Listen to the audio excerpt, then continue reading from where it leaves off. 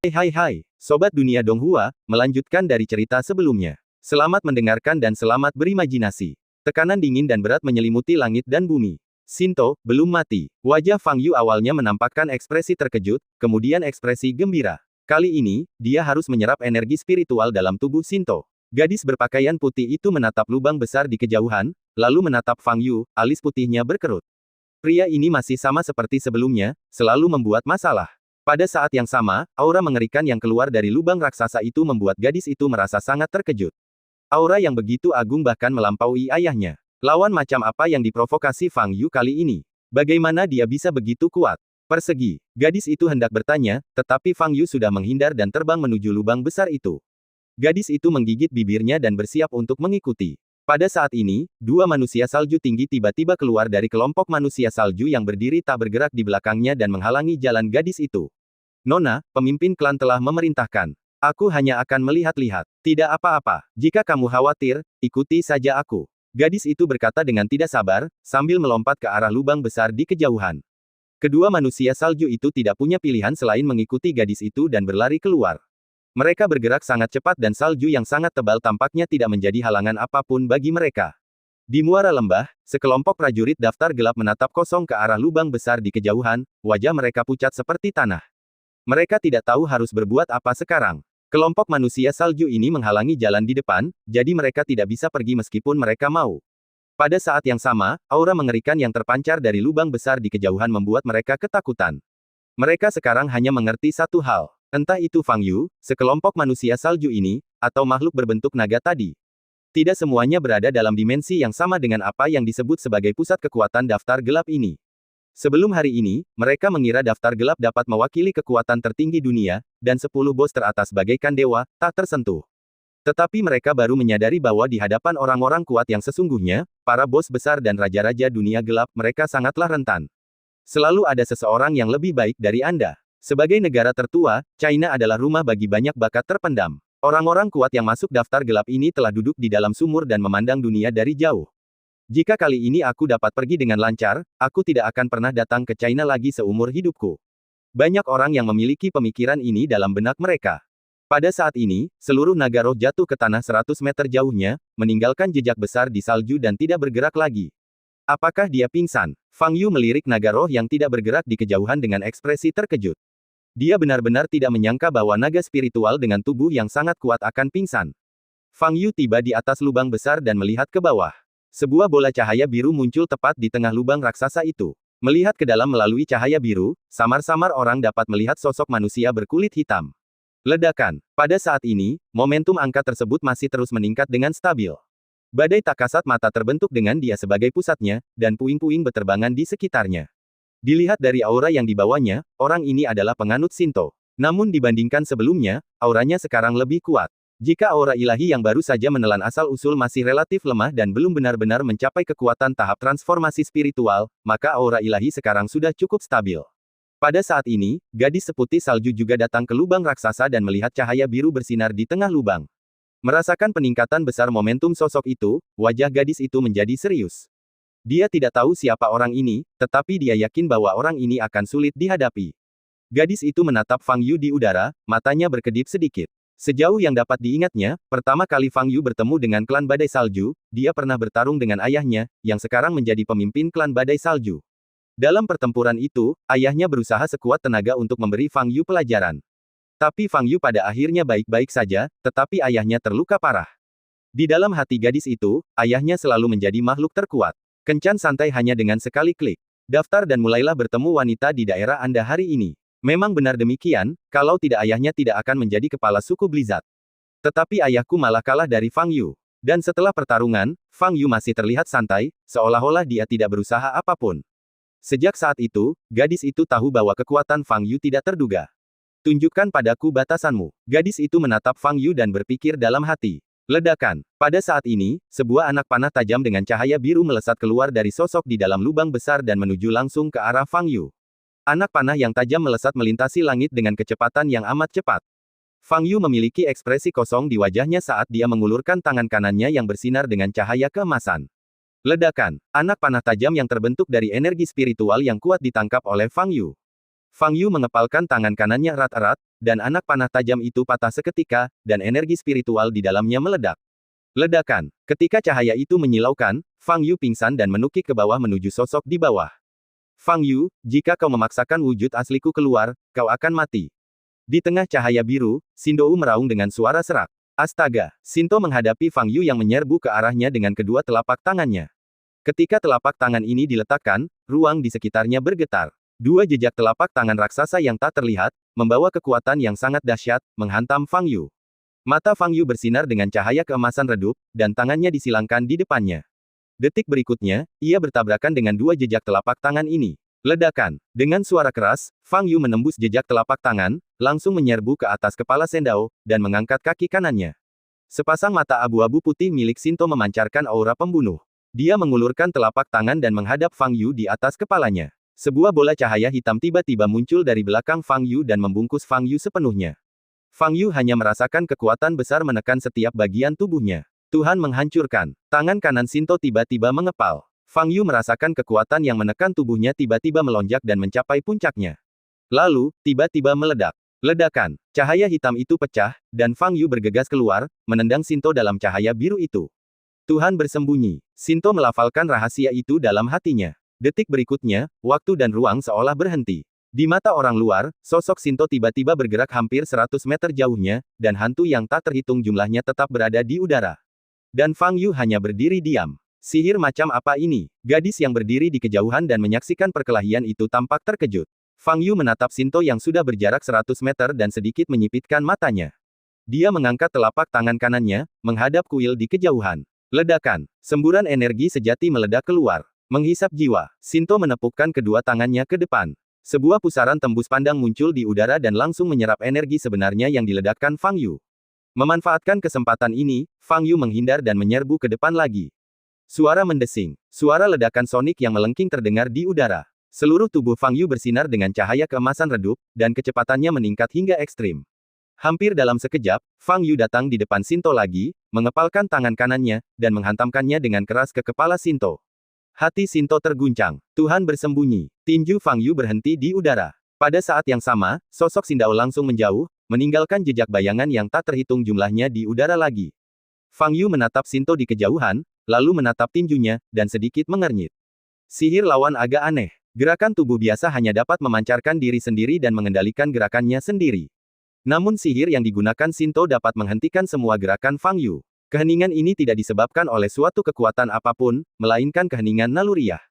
Seolah-olah Fang Yu berhenti atas inisiatifnya sendiri. Seolah-olah, saat Sinto menggunakan teknik ini, 2 detik waktu telah dicuri. Mengendalikan waktu, itu tidak mungkin. Fang Yu menyangkal ide itu dalam hatinya. Hukum waktu dapat dikatakan sebagai hukum gaya yang paling rumit dan paling sulit ditembus di dunia.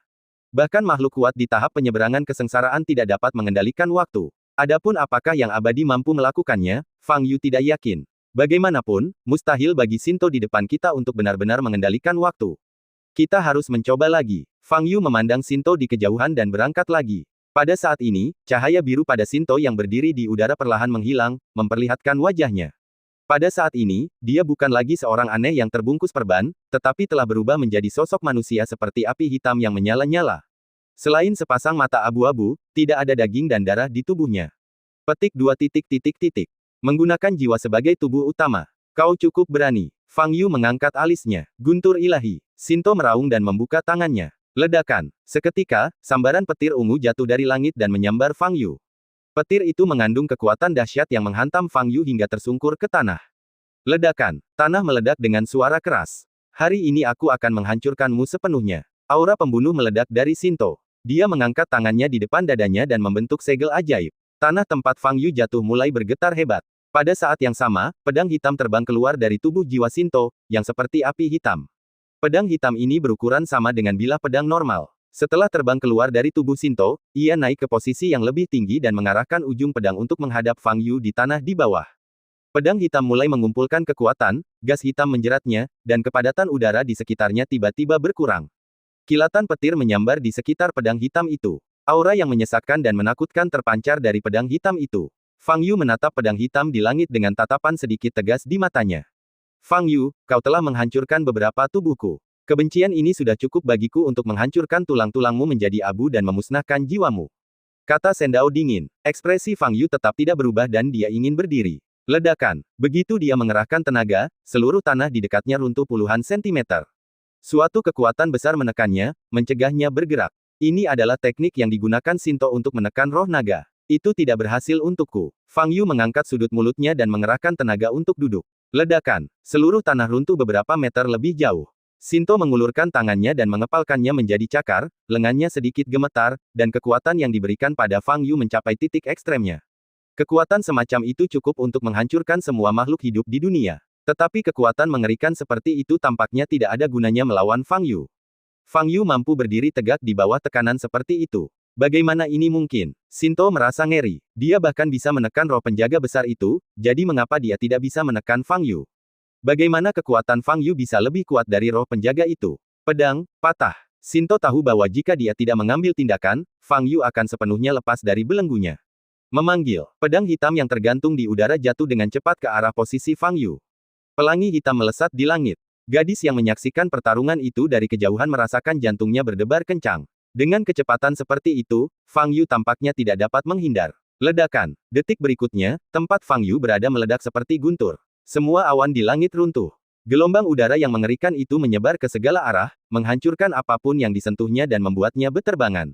Kedua manusia salju yang berdiri di belakang gadis itu segera melangkah maju, mengulurkan tombak mereka, dan menyilangkannya. Pada saat yang sama, dinding salju yang sangat tebal tiba-tiba muncul di salju di depan mereka, menghalangi mereka. Kemudian, gelombang udara datang. Ledakan. Dinding salju yang tebal tersapu hampir seketika. Kedua manusia salju itu menyilangkan tombak mereka, menangkis ledakan yang tersisa dan mengeluarkan erangan teredam. Gadis di belakang kedua pria itu menatap lurus ke depan. Saat ini, tempat itu dipenuhi kabut putih akibat percikan butiran salju, dan keadaan di dalamnya tidak dapat dilihat dengan jelas. Gelombang udara terus menyebar. Para prajurit daftar gelap yang berdiri di pintu masuk lembah yang jauh terkena dampaknya, dan banyak dari mereka terlempar mundur sambil berteriak dan berseru. Namun, sekelompok manusia salju mampu berdiri. Dua manusia salju melangkah maju untuk melindungi Su Lengyun yang pingsan. Lembah-lembah di sekitarnya meletus dengan suara gemuruh, seakan-akan akan menyebabkan longsor berikutnya. Ledakan yang disebabkan oleh satu serangan saja, sangat mengerikan. Gadis itu mengangkat kepalanya dan menatap sosok seperti api hitam di langit, matanya penuh dengan keterkejutan. Pada saat ini, Shinto melihat ke bawah dari tempat yang tinggi ke tanah yang tertutup salju putih. Meskipun pedang ini jauh dari kekuatan maksimalnya, namun cukup untuk membunuh manusia. Meskipun Fang Yu sangat kuat, dia hanyalah daging dan darah. Pada saat ini, Shinto tidak bisa lagi merasakan aura Fang Yu. Sudah terpecahkan. Shinto menghela napas lega. Sekarang dia berada dalam kondisi yang sepenuhnya asli. Mempertahankan bentuk jiwa ini sangat berisiko. Jika jiwa rusak atau hancur secara langsung, maka tidak akan ada kemungkinan untuk pulih dan akan hilang seluruhnya. Saat tubuhnya benar-benar runtuh tadi, Sindao mempertimbangkan untuk melarikan diri. Jika dia ingin pergi, dia bisa menggunakan sihir untuk menyembunyikan napasnya dan pergi sebagai jiwa, dan tak seorang pun akan menyadarinya. Tetapi dia tidak pernah bisa menelannya. Fang Yu baru berada di tahap pemurnian Qi, tetapi dia telah menghancurkan beberapa tubuh yang telah dia ciptakan dengan susah payah. Kebencian semacam ini sulit untuk ditekan. Dia tidak ingin melarikan diri begitu saja. Dia baru saja menyerap asal-muasalnya dan kekuatannya sedang dalam titik terkuatnya. Terlebih lagi, ia memiliki seni menghilang sebagai cadangan. Dia tidak perlu takut pada Fang Yu. Hasilnya sekarang persis seperti yang dibayangkan Shinto sebelumnya. Tidak peduli seberapa kuat Fang Yu, dia hanya kuat pada tubuh fisiknya. Tahap pemurnian Qi belaka tidak akan mampu menghasilkan prestasi hebat. Dia menggunakan berbagai mantra untuk mempermainkan Fang Yu seperti anjing dan kemudian membunuhnya dengan mudah. Sekarang, tubuhmu adalah milikku. Sendao terbang ke bawah, sambil mencibir dalam hatinya, kuharap tubuhmu tidak mengalami terlalu banyak kerusakan. Gadis di kejauhan juga merasakan hilangnya aura Fang Yu. Ini, wajah gadis itu penuh ketidakpercayaan. Fang Yu, dikalahkan. Mengingat kekuatan dahsyat pukulan sebelumnya, hati gadis itu hancur total. Bagaimana bisa? Gadis itu awalnya terkejut ketika dia bertemu Fang Yu lagi. Namun kemudian Fang Yu tidak mengenalinya, hal ini membuatnya marah. Tetapi sekarang Fang Yu telah meninggal, dia hanya merasa sedih. Meskipun mereka tidak bertemu selama bertahun-tahun, dia selalu menganggap Fang Yu sebagai teman baik. Setidaknya saat itu, Fang Yu berhubungan baik dengannya. Saat itu, dia bahkan sedikit mengagumi Fang Yu. Fang Yu, gadis itu sudah lama tidak meneteskan air mata. Saat ini, dia merasa matanya sakit dan agak merah. Pada saat yang sama, tubuh Shinto tenggelam dalam kabut salju putih. Serangan tadi telah menyebabkan tanah dalam radius ratusan meter runtuh. Salju dan kabut cukup tebal dan jarak pandang sangat rendah. Tetapi Sinto tidak perlu dilihat dengan jelas sama sekali. Dia hanya perlu merasakan lokasi pedang untuk menemukan tubuh Fang Yu. Pedangnya ada di sini. Sinto merasakan posisi pedang, berbalik, dan hendak bergerak. Tetapi pada saat ini, hatinya tiba-tiba bergetar. Di ruang putih luas di depan mataku, cahaya hitam tiba-tiba menyambar. Sebilah pedang tajam datang ke arahnya dengan kecepatan yang luar biasa. Sulit untuk dihindari. Tuhan bersembunyi. Sinto bereaksi sangat cepat dan segera mengaktifkan teknik tembus pandang. Pedang hitam itu tetap diam di udara. Pada saat yang sama, tubuh Sinto meninggalkan salju dan kabut dan kembali ke udara lagi. Sinto menatap hamparan salju dan kabut yang luas di bawahnya, hatinya dipenuhi rasa ngeri. Tunggu sebentar. Jika dia tidak punya waktu menggunakan teknik Senyin, dia akan dikalahkan oleh pedangnya sendiri. Dia belum mati. Sinto dipenuhi dengan keterkejutan dan kemarahan. Fang Yu belum mati, tetapi dia tidak dapat merasakan aura apapun dari Fang Yu. Fang Yu sengaja menyembunyikan dirinya, ingin memberinya pukulan mematikan. Dia tidak boleh lengah. Sindao memejamkan matanya, menyatukan kedua tangannya, dan menggunakan kekuatan kesadaran spiritualnya untuk mencari lokasi Fang Yu. Di tengah salju dan kabut.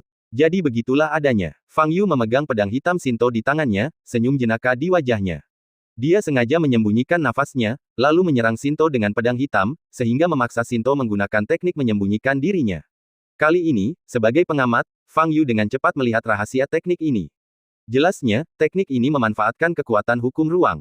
Sederhananya, ini adalah mantra teleportasi sederhana yang memerlukan waktu sangat singkat untuk diucapkan, mungkin kurang dari setengah detik. Adapun efek keheningan dan bayangan yang tertinggal di udara, itu hanyalah ilusi. Tipuan, tidak perlu disebutkan. Alasan mengapa Fang Yu merasa bingung sebelumnya adalah karena dia terperangkap dalam ilusi. Akan tetapi, mampu melakukan teknik teleportasi yang paling rumit dalam waktu yang singkat saja sudah cukup menakjubkan. Fang Yu sangat terkejut bahwa Sinto dapat menggunakan kekuatan hukum ruang. Siapa Sinto ini? Aku menemukanmu. Pada saat ini, suara dingin Sinto mencapai telinga Fang Yu. Tuhan menghancurkan. Sebuah bola cahaya hitam muncul dari bawah kaki Fang Yu dan langsung menelan Fang Yu. Ledakan. Dengan suara keras, Fang Yu yang seluruh tubuhnya bersinar dengan cahaya keemasan, menatap Sinto di langit. Dia menekuk lututnya sedikit, lalu bangkit berdiri. Suara mendesing. Fang Yu melesat menuju jalan suci bagaikan meteor yang melesat, begitu cepatnya hingga sulit untuk mengimbangi penglihatannya. Fang Yu, gadis yang hendak menangis itu melompat kaget. Dalam sekejap, Fang Yu muncul di depan Sendao lagi. Di tangannya, dia masih memegang pedang hitam yang terbang keluar dari tubuh Sinto. Fang Yu memegang pedang hitam dan menusukkannya ke dada Sendao. Tuhan bersembunyi. Sinto tetap tenang dan segera mengaktifkan teknik tembus pandang. Tetapi saat ini, mulut Fang Yu melengkung membentuk senyum jenaka. Sebelumnya, untuk membuat jimat teleportasi untuk pergi ke utara jauh, dia mengambil kembali cincin halus dari Su Lengyun. Cincin halus itu selalu dikenakan di jari tengah tangan kanannya dan tidak pernah dilepas. Sekarang saatnya untuk menggunakannya. Cincin halus di jari kanan Fang Yu memancarkan cahaya putih. Dia segera dapat merasakan hukum ruang yang ada antara langit dan bumi. Pada saat ini, ruang di sekitar Sinto di depannya sedang dipertukarkan. Hanya butuh 1 detik bagi Sinto untuk muncul di ruang lain di kejauhan. Kali ini, kamu tidak akan bisa melarikan diri. Fang Yu tersenyum tipis, dan cincin halus di tangan kanannya memancarkan cahaya yang menyilaukan, langsung memutus pertukaran ruang yang diprakarsai oleh Sendao. Sindao menatap Fang Yu di depannya dan merasa ngeri. Kenapa dia masih di sini dan belum teleportasi keluar? Apakah kamu terkejut? Tanya Fang Yu. Bagaimana ini mungkin? Melihat senyum di wajah Fang Yu, Sendao merasa semakin gelisah.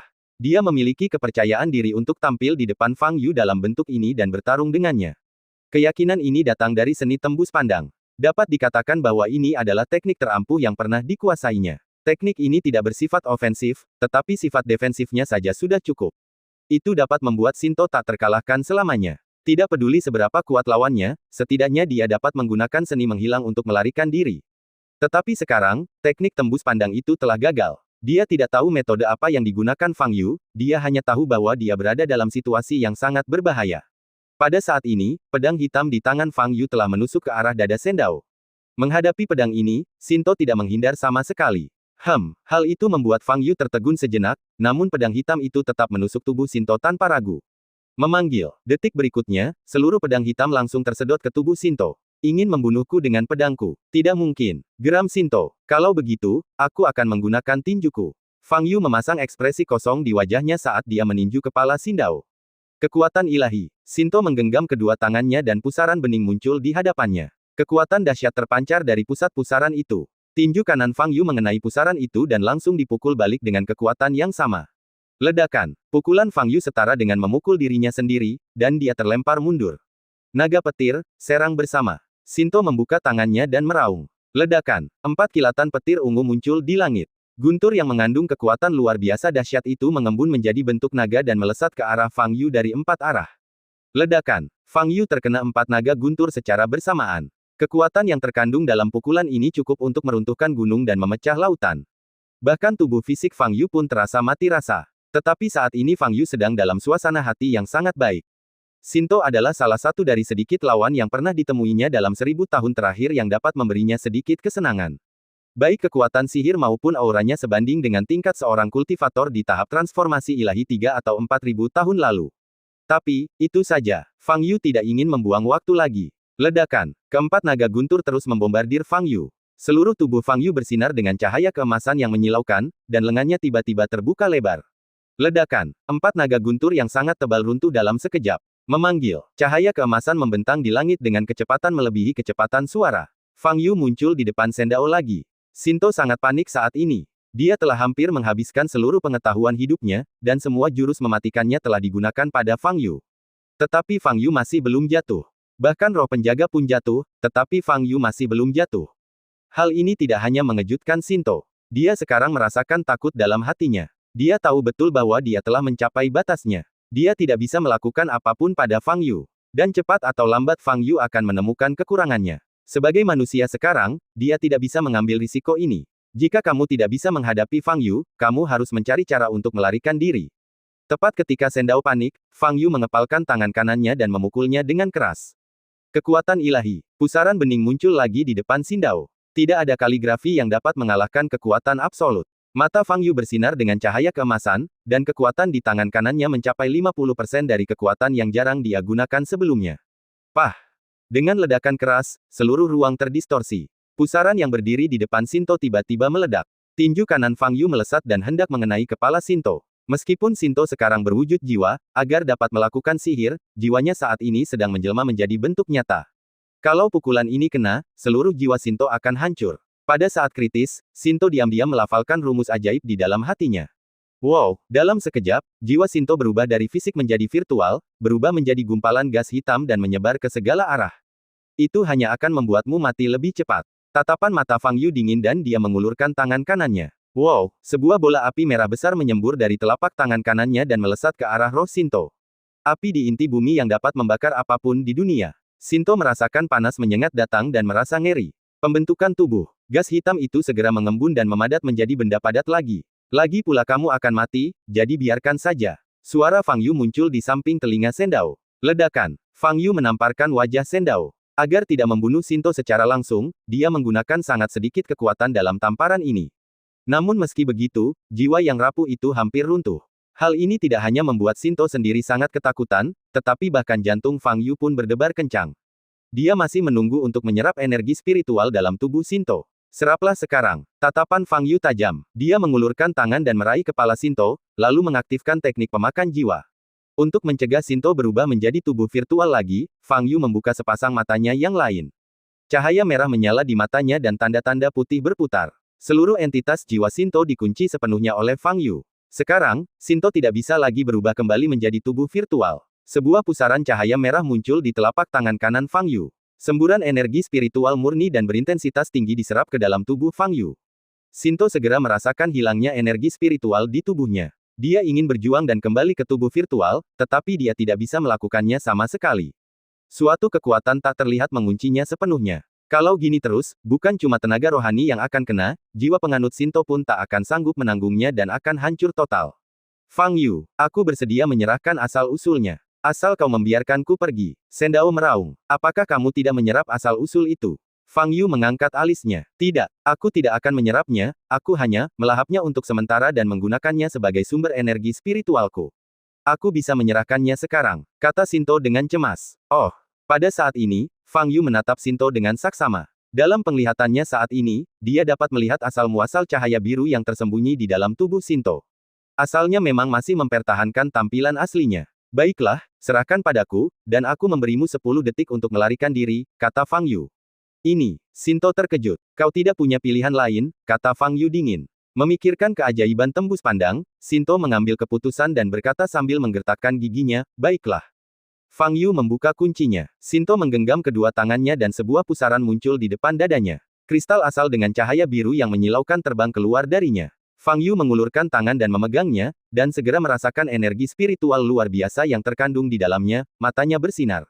Inilah yang dia butuhkan. Akhirnya perjalanan itu tidak sia-sia. Pada saat ini, Sinto sudah mengaktifkan seni bersembunyi. Cincin halus di tangan kanan Fang Yu bersinar. Teknik tembus pandang Sinto terganggu lagi. Kau, Sinto ketakutan. Sudah kubilang, lari saja, jangan pakai teleportasi. Kalau tidak, memberimu waktu 10 detik tidak akan ada artinya. Fang Yu berkata dengan tenang, aku akan mulai menghitung waktu sekarang, 10. Sinto terdiam dan tidak bisa berkata apa-apa. Dia tahu bahwa dia telah kehilangan daya tawar dan tidak punya pilihan selain melarikan diri. Sinto mengerahkan segenap tenaganya untuk bergegas pergi. Setelah menyerahkan asal-usulnya, energi sejati dalam tubuhnya kembali ke tingkat semula. Kecepatannya tidak secepat sebelumnya, tetapi tidak lambat juga. Naluri untuk bertahan hidup membuatnya berlari dengan kecepatan maksimum. Hanya dalam waktu 5 detik, dia melesat sejauh 300 meter. 3, 2, 1. Setelah 10 detik, Sinto tidak lagi terlihat dalam bidang penglihatan orang normal. Namun dalam penglihatan Fang Yu, dia selalu terkunci padanya. Jika Sendao tidak melukai Su Lengyun, Fang Yu mungkin akan membiarkannya pergi. Namun sekarang, itu tidak mungkin. Sudah kubilang, kau tak bisa melarikan diri. Kecepatan putaran rune putih di pupil Fang Yu tiba-tiba meningkat. Sinto yang tengah berlari cepat, menoleh ke belakang dan mendapati dirinya telah membuka jarak lebih dari 1000 meter, ia menghela napas lega. Pada jarak ini, dia bisa menggunakan seni tembus pandang untuk meninggalkan tempat itu dengan cepat, dan Fang Yu tidak akan bisa mengejarnya. Tuhan bersembunyi. Saat mengaktifkan sihir, hati Sindao dipenuhi dengan kebencian dan keengganan. Sumber yang dia dapatkan diserahkan begitu saja. Dia tidak bisa menerimanya. Saat ketiga klon itu kembali, aku pasti akan membalas dendam padamu. Tatapan mata Sendao dingin dan hatinya penuh dengan niat membunuh. Tetapi pada saat ini, Sinto tiba-tiba merasakan sakit yang luar biasa datang dari jiwanya. Setiap bagian tampaknya terkoyak. Bagaimana mungkin? Sindao membuka lebar mata abu-abunya dan melihat ke belakang, matanya penuh ketakutan dan keengganan. Kemudian seluruh entitas jiwanya hancur berantakan, berubah menjadi partikel-partikel kecil yang tak terhitung jumlahnya dan berhamburan di tiup angin. Fang Yu sementara menaruh kristal asal ke dalam kantong penyimpanan, lalu jatuh dari udara dan kembali ke tanah. Dipengaruhi oleh pertempuran antara Fang Yu dan Sinto, padang salju yang luas menjadi hancur dan penuh dengan depresi. Untungnya, sebagian besar daerah sekitarnya adalah tanah datar, jika tidak, dampaknya akan lebih besar. Fang Yu, seorang gadis berpakaian putih salju muncul di depan Fang Yu. Fang Yu melirik gadis itu dan berkata, aku ingat siapa kamu. Gadis itu berkedip dan berkata, kalau begitu, katakan padaku, siapa aku? Putri dari pemimpin suku Blizzard, gadis salju. Fang Yu berkata, terakhir kali aku melihatmu, kau masih anak kecil setinggi setengah meter. Wajar saja aku tidak mengenalimu tadi. Seranganmu benar-benar reaksi yang berlebihan. Gadis salju mendengus dingin dan berkata, dulu, kamu makan dan minum gratis di klan badai salju kami selama setengah tahun, tetapi kamu tidak mengenaliku. Wajar saja kalau aku marah. Terlalu berlebihan untuk meminta makanan dan minuman gratis. Aku sudah membantumu berburu. Fang Yu mengangkat alisnya dan berkata, kerja keras. Setiap kali kita pergi berburu, kau bersembunyi dan bermalas-malasan. Dan ketika kita berburu beberapa kali, kau bahkan mengajakku untuk bermalas-malasan. Kau pikir aku tidak ingat? Gadis salju berkata dengan keras. Aku ingat kamu tidak memiliki sifat pemarah seperti itu sebelumnya. Kamu adalah anak yang berperilaku sangat baik. Fang Yu sedikit mengernyit. Apa yang telah kamu alami selama bertahun-tahun ini? Kau, gadis salju menggertakkan giginya karena marah. Di mana ayahmu? Aku sudah lama tidak melihatnya. Fang Yu bertanya. Kau pergi tanpa mengucapkan sepatah kata pun, dan dia masih sangat marah. Dia tidak ingin melihatmu. Gadis salju itu menangkupkan kedua lengannya di dada dan memalingkan mukanya. Bukankah kamu baru saja mengambil 2 kantong makanan kering darinya? Apakah perlu menyimpan dendam begitu lama? Fang Yu tertegun dan berkata, dia tidak akan melakukan itu hanya demi 2 kantong makanan kering. Bagaimanapun juga, sebaiknya kau tidak menemuinya, kalau tidak aku tidak tahu apa yang akan terjadi. Kata gadis salju dengan nada buruk. Ancaman ini tidak ada artinya. Kau seharusnya tahu betul bahwa ayahmu tidak bisa melakukan apapun padaku, kata Fang Yu sambil tersenyum. Setelah berkata demikian, dia berjalan menuju pintu masuk lembah di kejauhan. Su Lengyun masih koma, jadi dia harus dibawa pergi bersama kami. Gadis salju gemetar karena marah. Ayahnya adalah patriark klan Blizzard, yang bertanggung jawab atas wilayah seluas ribuan kilometer.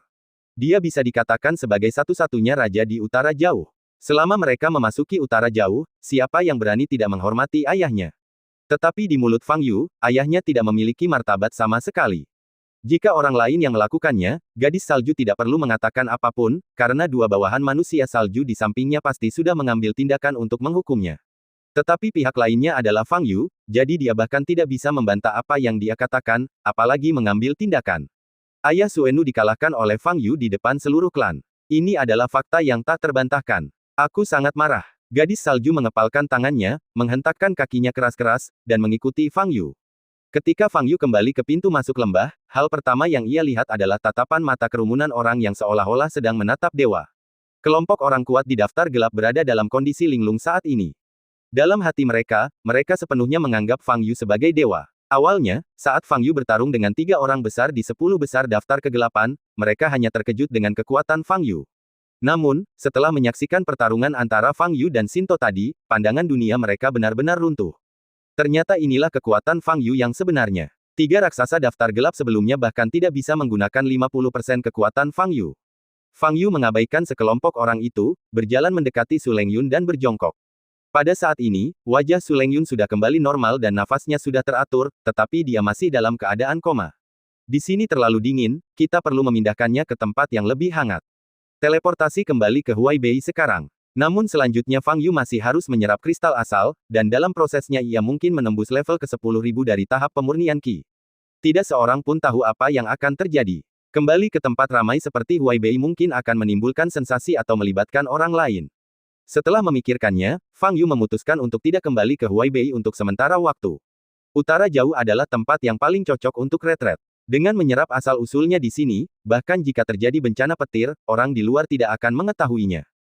Fang Yu menggendong Su Lengyun, menoleh ke arah Suenu, dan bertanya, ayo kembali ke markasmu. Apakah kamu benar-benar tidak takut ayahku marah? Tanya gadis salju. Apa yang perlu ditakutkan? Ayahmu tidak berani marah padaku.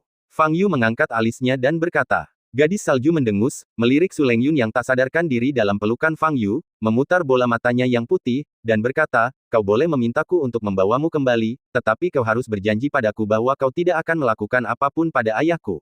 Tentu saja, ayahmu dan aku adalah kenalan lama, jadi mengapa aku harus melakukan itu? Kata Fang Yu. Gadis salju berhenti berbicara, mengulurkan tangan kanannya dan menjentikkan jarinya. Deng, deng, deng. Terdengar suara langkah kaki tergesa-gesa dari belakang. Kemudian, 2 ekor serigala, sebesar sapi dan kuda serta ditutupi bulu seputih salju, berlari di depan gadis salju. Gadis salju membalikkan badan dan duduk di atas salah satu serigala salju sambil berkata, ayo pergi. Fang Yu memeluk Su Lengyun dan duduk di atas serigala salju lainnya. Nona, bagaimana kita menghadapi orang-orang ini? Tepat saat gadis salju hendak pergi, seorang manusia salju di belakangnya bertanya.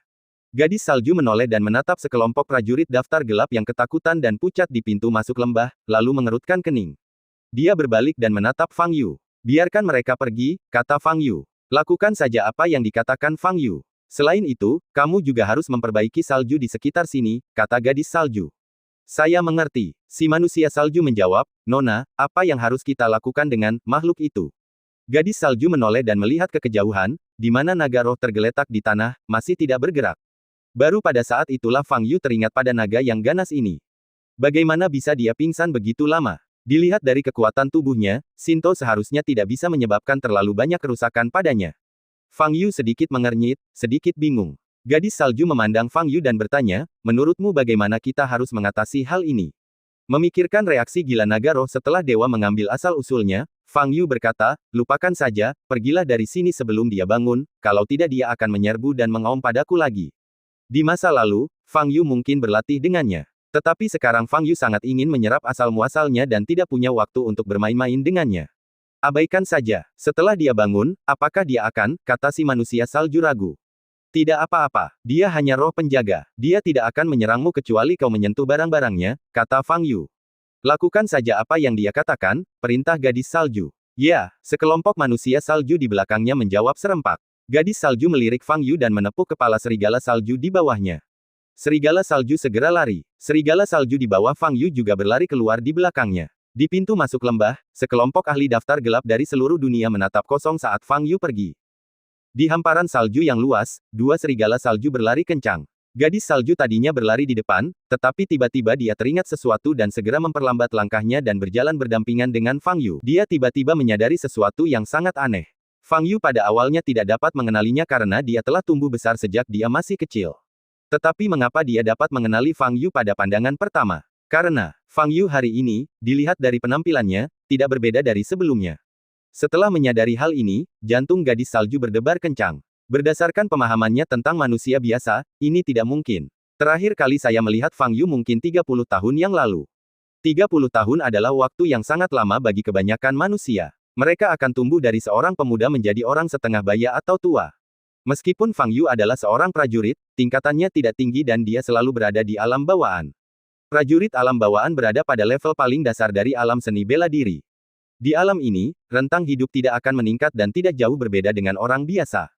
30 tahun telah berlalu, Fang Yu pasti sudah tua. Bagaimana dia bisa tetap semuda dulu? Hal ini membuat Suenu bertanya-tanya apakah orang di depannya adalah Fang Yu. Apakah dia bertemu musuh dengan niat jahat? Tapi setelah dipikir-pikir lagi, tidak ada yang salah dengan apa yang dikatakan Fang Yu sebelumnya. Termasuk beberapa kenangan bersama klan Blizzard.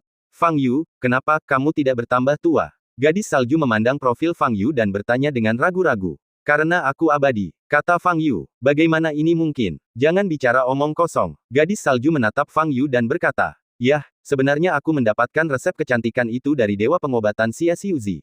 Aku sudah minum obat ini selama puluhan tahun, jadi aku tetap awet muda selamanya, kata Fang Yu. Dewa obat Xia Xiuzi, gadis salju tampak terkejut. Xia Xiuzi sangat terkenal di Tiongkok, bahkan gadis salju, yang berada jauh di utara jauh, pernah mendengar namanya. Tampaknya masuk akal bagi orang seperti itu untuk menguasai resep perawatan kecantikan. Berapa umurmu sekarang? Tanya gadis salju lagi. Kurang dari 100, masih tergolong muda. Fang Yu mengarang kebohongan. Usiamu hampir 100 tahun. Berdasarkan kondisimu, sepertinya kau. Gadis salju tidak mengatakan apapun karena hidupnya akan segera berakhir. Fang Yu melirik gadis salju dan sedikit mengernyit. Apakah gadis ini terlalu lama tinggal di lingkungan yang dingin dan bersalju ini, sehingga otaknya menjadi beku dan bodoh? Mengapa dia masih berjuang dengan masalah ini ketika dia baru saja menyaksikan Fang Yu bertarung dengan Sinto? Kalau Fang Yu hanya prajurit biasa, bagaimana ayahnya bisa kalah? Namun, Fang Yu tidak ingin membicarakan topik rentang hidup dan penampilan terlalu lama. Mengenai topik ini, tidak ada yang percaya dengan kata-kata jujur Fang Yu, tetapi banyak yang percaya omong kosongnya. Itu tidak ada artinya. Ngomong-ngomong, kalian orang-orang Blizzard adalah orang-orang yang benar-benar awet muda. Fang Yu berkata, 30 tahun telah berlalu, dan kau masih terlihat seperti gadis remaja. Siapa yang mengira bahwa kau sebenarnya adalah seorang wanita berusia 40-an tahun? Kau bibinya. Gadis salju mengerutkan wajahnya karena marah. Di suku Blizzard kami, aku seusia gadis kecil. Kau tidak bisa menilai kami berdasarkan standar orang biasa. Melihat Suenu sangat marah, Fang Yu berhenti berbicara. Tetapi konsekuensi dari kalimat ini masih nyata. Gadis salju di belakangnya terus melotot marah ke arah Fang Yu, sedangkan serigala salju di bawahnya berlari makin cepat. Tidak butuh waktu lama sebelum dia menjauhkan diri dari Fang Yu. Serigala salju di bawah Fang Yu berlari makin lambat, dan pada akhirnya ia hampir berjalan-jalan. Fang Yu melompat dan terbang ke depan sambil menggendong Su Lengyun. Saat masih terbang di udara, Su Lengyun dalam pelukan Fang Yu menggoyangkan bulu matanya yang panjang dan dengan cepat membuka matanya. Melihat dagu Fang Yu begitu dekat, ekspresi Su Lengyun sedikit berubah. Ingatannya masih tersisa pada saat sebelum dia koma. Dia meluncur menuruni gunung bersalju ketika tiba-tiba dia menemukan sebuah batu yang menonjol dan terlempar keluar. Bangun! Fang Yu menatap Su Lengyun. Kakak Yu, kita sekarang. Su Lengyun membuka mulutnya untuk bertanya. Setelah kamu pingsan, pertama-tama aku. Agar Su Lengyun mengerti apa yang terjadi, Fang Yu mulai dari dasar gua. Sinto itu, sudah mati. Setelah mendengar apa yang dikatakan Fang Yu, Su Lengyun bertanya dengan mata indahnya yang bersinar dengan cahaya aneh. Baiklah, kalau tubuh tadi benar-benar tubuh aslinya, kata Fang Yu. Siapa sebenarnya Sinto? Su Lengyun bertanya lagi. Aku tidak yakin, tetapi orang ini memang sangat kuat. Sulit untuk menemukan lawan baginya di dunia seni bela diri saat ini, komentar Fang Yu. Su Lengyun sangat setuju dengan hal ini. Perasaan tertekan yang dibawa oleh Sinto kepadanya cukup kuat, dan serangan telapak tangan ringan itu menyebabkan dia menderita luka dalam yang parah. Apakah sangat dingin? Fang Yu bertanya ketika dia merasakan tubuh Su Lengyun sedikit menggigil. Su Lengyun menggelengkan kepalanya sedikit dan hendak mengatakan tidak.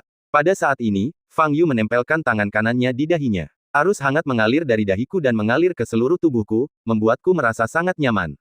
Su Lengyun menatap Fang Yu yang berada tepat di depannya, dan wajahnya sedikit memerah. Jika memungkinkan, ia berharap waktu berhenti saat ini. Fang Yu tidak memperhatikan ekspresi Su Lengyun. Karena dia telah melihat markas klan Blizzard. 2 menit kemudian, Fang Yu jatuh dari udara sambil memegang Su Lengyun. Di depannya ada gedung-gedung yang tertutup salju tebal. Jika dilihat dari luar saja bangunannya, bentuknya seperti kastil. Fang Yu menurunkan Su Lengyun ke tanah dan menatap gadis salju di depannya. Gadis salju menoleh ke arah Fang Yu dan berkata dengan tidak senang, ikutlah denganku. Jadi, Fang Yu dan Su Lengyun mengikuti gadis salju ke istana salju.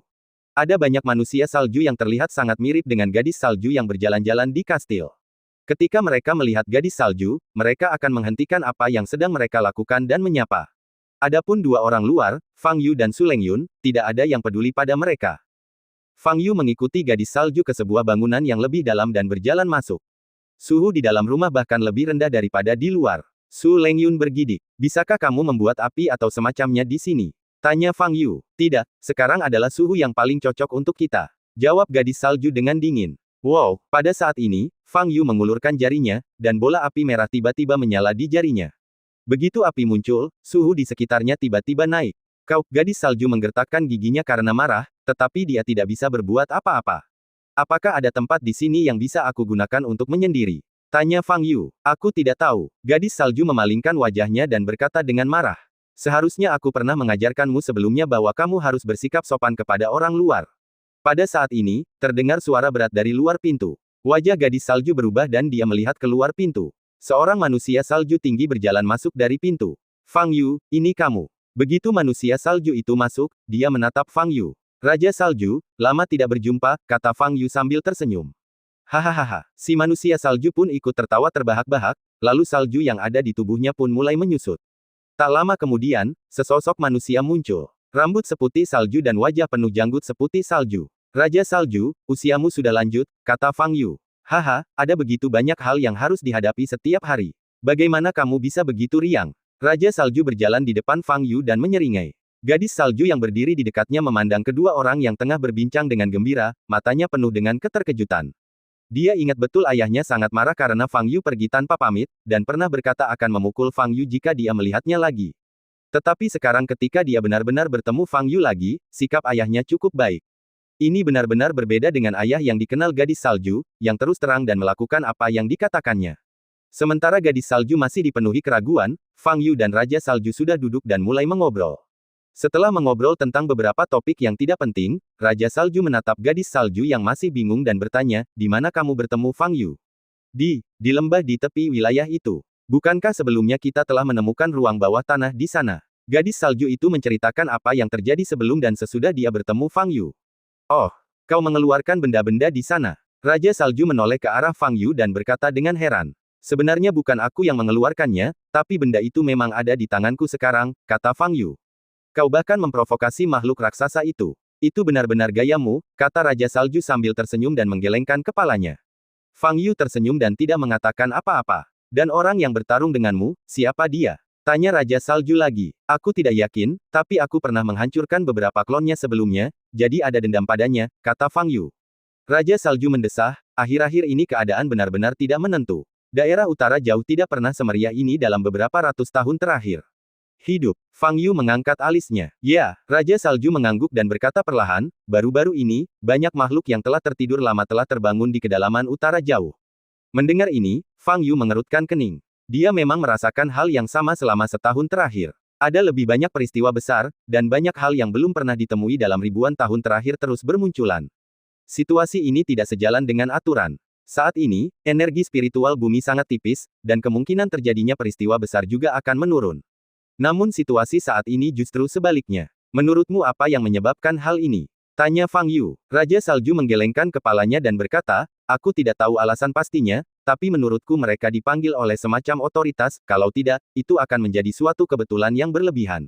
Selama ini, beberapa makhluk di utara jauh akan terbangun, tetapi mereka akan segera tertidur lagi.